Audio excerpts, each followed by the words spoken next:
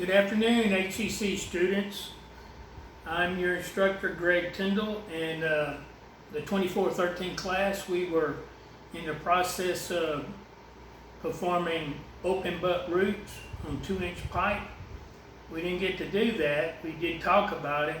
So when we return to class, that's what we're going to do. We'll continue, and I want to share a few things so when we do return to class, we're up and ready to perform that activity.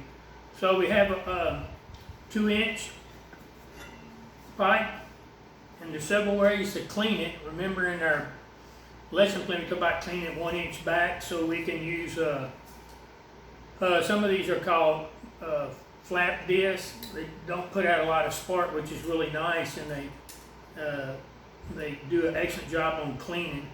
So we can use this flat disc or your regular grinding disc to clean. We want to clean 1 inch back, right? And then for the ID, there's several ways to clean the ID.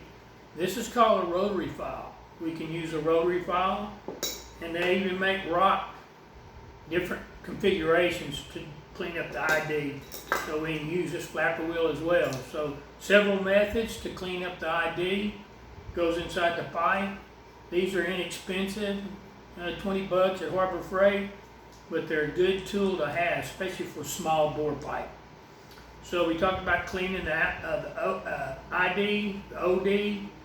So how do we make the fit up?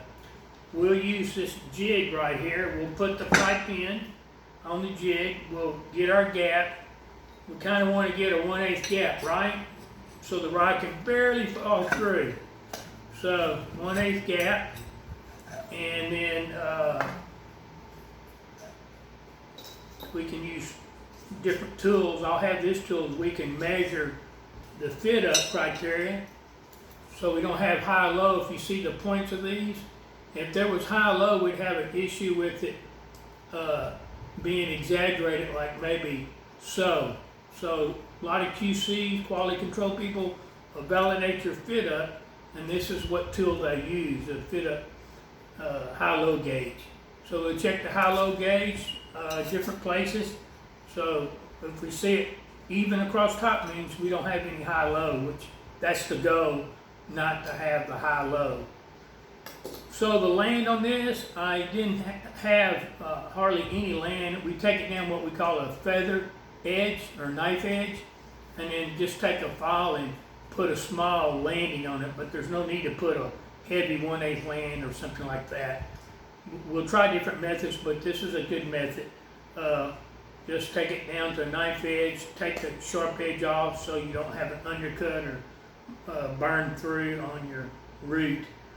So we'll tack it up on this particular piece. I just tacked up 2 places, so once you tack it up, it may draw one way or the other. So how do you get it straight? Just look at the gaps. You can use your rod to gauge it, make sure you have the same on both sides, and then you can put another tack, put quarter places along the pipe, 4 different tacks, or you can just do 2, 3, and leave the top openings when you close it off on the well root bead. So the tools and our jig to tack it up, and we talked about utilizing a backing perch because we had planned on doing this in stainless. So when you have stainless, you have to have a backing perch, or the stainless will call sugar, which is a defect on the root, and we don't want that. So we'll run the argon hose inside, and we'll have a little opening here so the argon can vent out, and during the welding of it, we'll close off the openings as such, and we'll peel this tape back as we go. So say for instance we're starting here, we'll peel this tape back and we'll weld up to this point. And as we weld, we'll keep pulling our tape back because we want to keep our purge.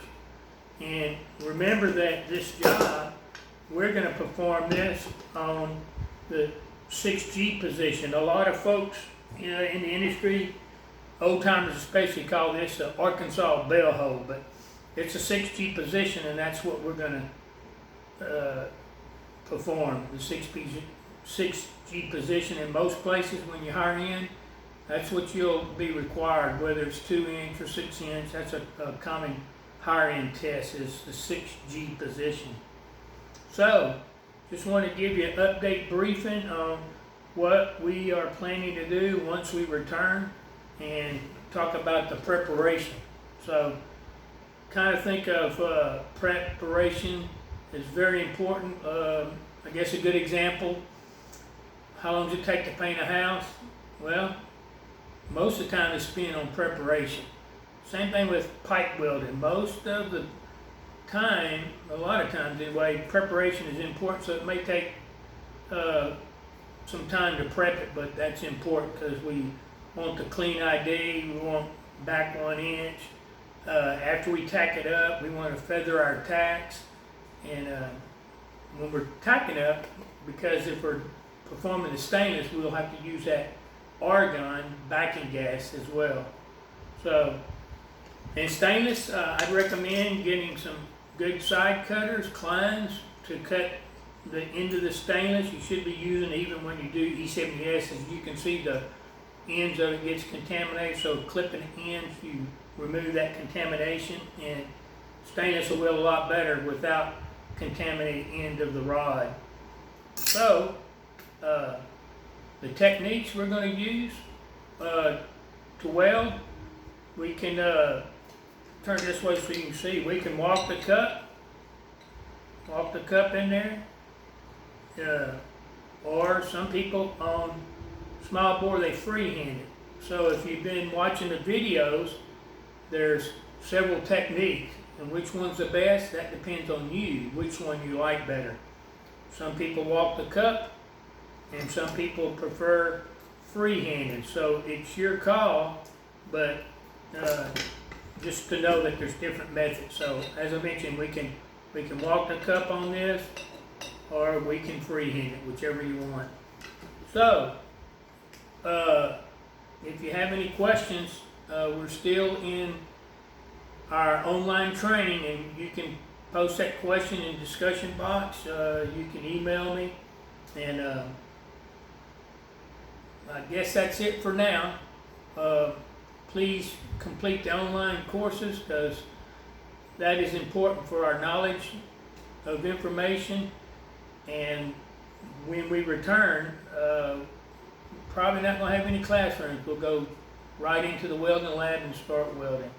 But I just want to give you an update on our weld prep for this 2-inch, and so when you return, you should be ready to start on your specimen, tacking it up, prepping it, ready for weld.